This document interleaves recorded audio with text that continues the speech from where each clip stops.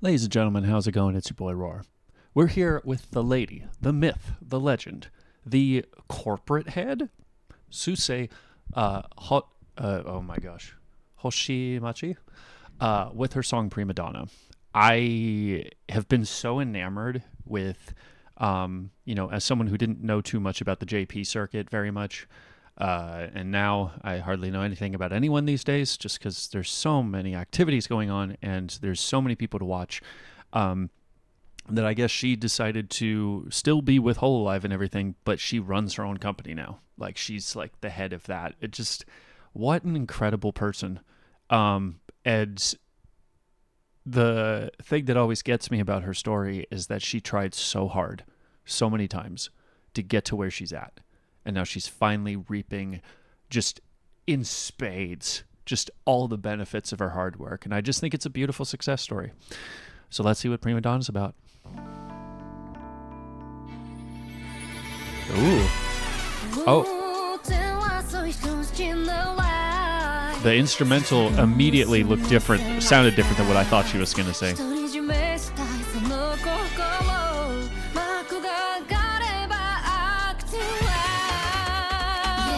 And now it's different again.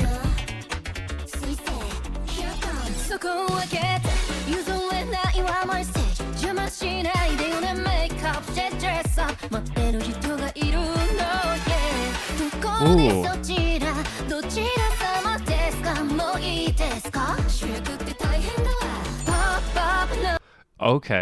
Okay. So from what it seems like right now, she's talking about, like, she used to really have to work hard to get to where she's at. Now, I put on my makeup, I dress myself up. People are waiting on me now. I'm not the one being like, oh, I'm being told to do this or do that. I'm running my own show. Preach it, queen.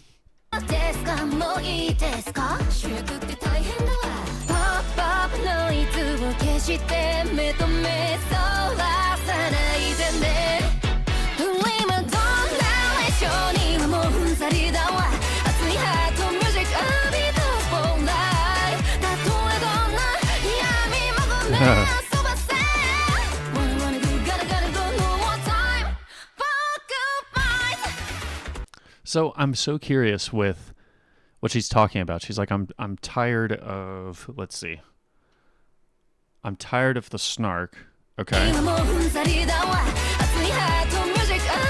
A passionate heart music taking the spotlight. A passionate heart's music, taking the spotlight. I smile and nod at any sass thrown my way. Okay, yeah.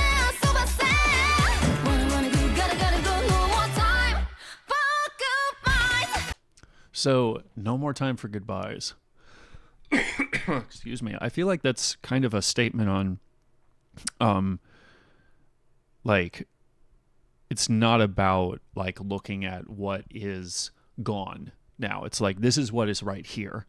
And then, yeah, she's like tired of the snark, tired of people saying stuff. It's so frustratingly ironic to me as a creative myself, but then also a commentator in the music space. There's so many people out there that really and truly think that just because you have a microphone, that you have every credence to say whatever nonsense you want and everyone has to respect it. Without realizing, because they were saying a passionate heart's music, being under the spotlight, that's what's important. There is a facet of music that you will never be able to understand or experience until you are making it yourself. You just won't. I'm sorry, Anthony Fantano, but you will never know what it really means to make a piece of music until you have done it yourself. There's a facet of it that you will never fully be able to grasp. Sure, your analysis of things draw from other experiences and other pieces of music, right? But when you're actually making it yourself, there's a full facet of emotion that goes into it that not even my fans are able to understand unless I am conveying it to them. Hey, this was where my heart was when I made this track or whatever. Unless I do that, people don't know. So for her to say, like, and I think it's very still kind of a great PR statement that she's acting, nonchalant, but then kicking the camera a little bit, like showing that some of this emotion does get to her, but she's riding it off in style. That's something I can't do. If I'm pissed off about something, especially something that I'm passionate about, you can bet I'm not going to be Mr. Nice Guy about it. Because it is something I'm passionate about, and it should be a base human experience to be respectful of people like that. So anyway, I just like how she's even just acknowledging, like, hey, there's all sorts of nonsense that people throw my way all the time, acting like they know how it's supposed to be. I'm just not dealing with that.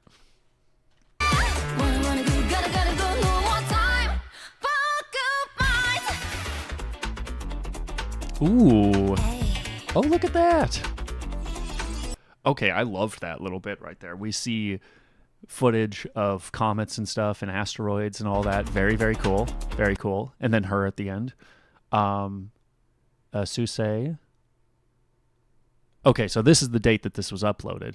Because I was going to say, if they did the upload date, like, oh, this is when the comet started, if that was her debut date, that would have been really cool. And then I wonder if all this is related to other outfits she's had. I don't know all the models and outfits that she's had up to this point.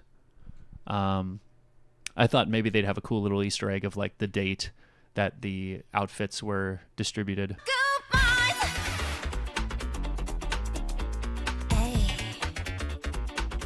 Very, very cool stuff. And then in preparation for the weekend show, Prima Donna. Okay, chapter 2. There we go.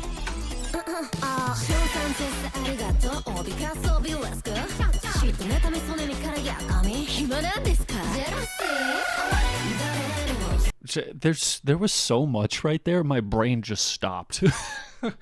There's so many great moments of like painted backgrounds here, overlaid with her hand and different point of view references to transition to the next scene. I'm blown away by this. This production is insane. It makes me think of Bibbidi Bobbidi Boo, honestly. But we're not doing any like real world like overlay. It's just all the animation and stuff. It's very, very cool. I love it. It literally makes me think of like what I loved of old cartoons and like movies and stuff where you have this kind of washed out coloration. It feels like a permanent fixture. It doesn't feel all bright and poppy and everything. I mean, there's some, there's little poppy accents here and there's bright colors over here, but this is like, it's dark, it's distant, it's clutter. But then amid all that clutter, we get this, these bright colors, these beautiful things coming out. I just think that's so cool. I am enamored by this, if that wasn't obvious.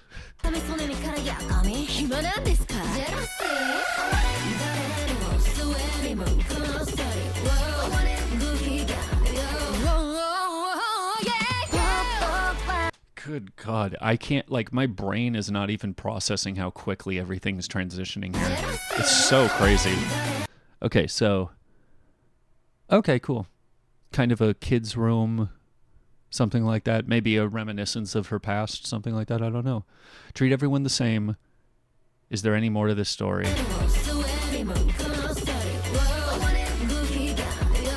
Greetings and salutations.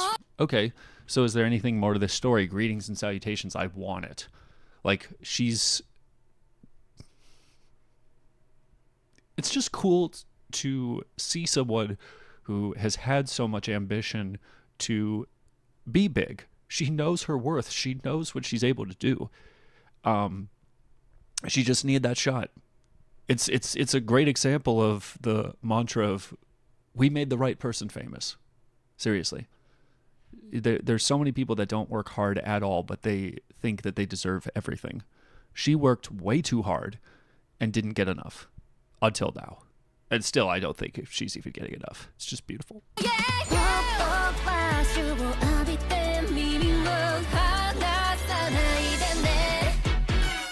Wow, that was such cool overlays and backgrounds. The fact that her hand was a whole different gradient overlaying that. As someone who's done just a little bit of like photo,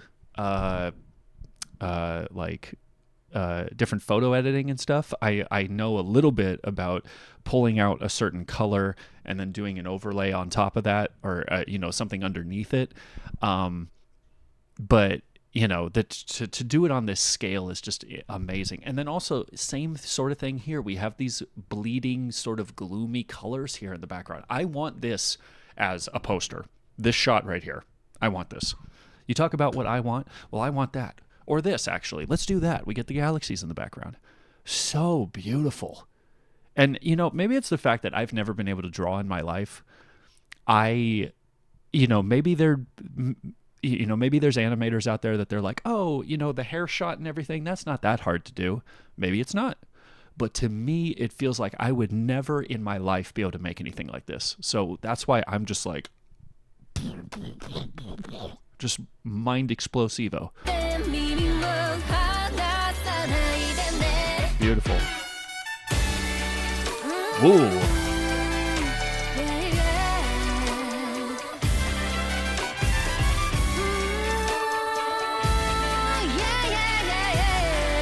I'm so curious. The bzz, ba, doo, doo, bzz. It sounds like a slightly open hi-hat because there's that buzzing, but there's something else. It's not just a chord. There's some buzz. Is it like feedback from a guitar or something? Bzz, ba, doo, doo, bzz.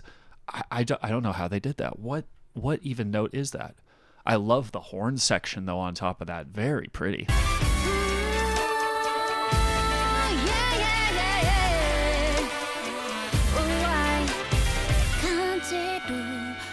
Maybe it's a China. Maybe it's a China and hi-hat because some of those have really just bzz, like feedback sounds. Just gorgeous, gorgeous stuff. And, it's so interesting too. As someone who really cares about lore and like character design and all that stuff, I've never really known how much of her character is revolved around stars necessarily. Like I'm very metaphor heavy. So if you have a character based on a particular concept or whatever, making that concept as straightforward as possible is what I really enjoy. Oh, I noticed, is that constellations back here? Like that little spot on the ceiling that's different constellations. Anyway, though, the fact that we're just cutting to all these cool visuals of stars and galaxies and all that stuff, it makes me wonder, is her caricature just based on the concept of a shooting star, right? Or is there other ways that in outfits and things like that, she's really fleshed out that caricature? That's something I'm curious about. Tell me in the comments if you know. Like, look at this. So, my gosh, this is so pretty. Like, I'm enamored. I'm enamored.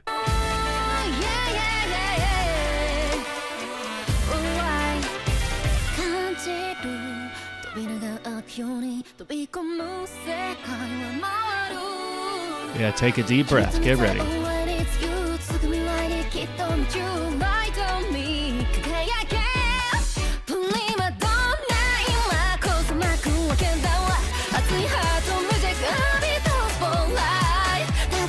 Nice.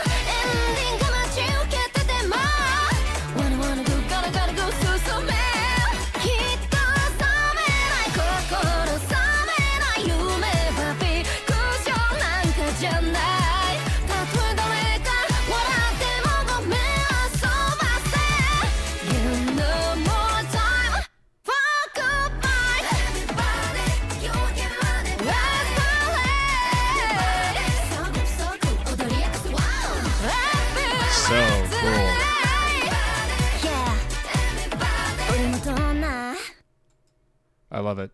So I think with that whole aspect, she's just saying, hey, we're rising to the occasion. This is what we need to do. That's what a prima donna does.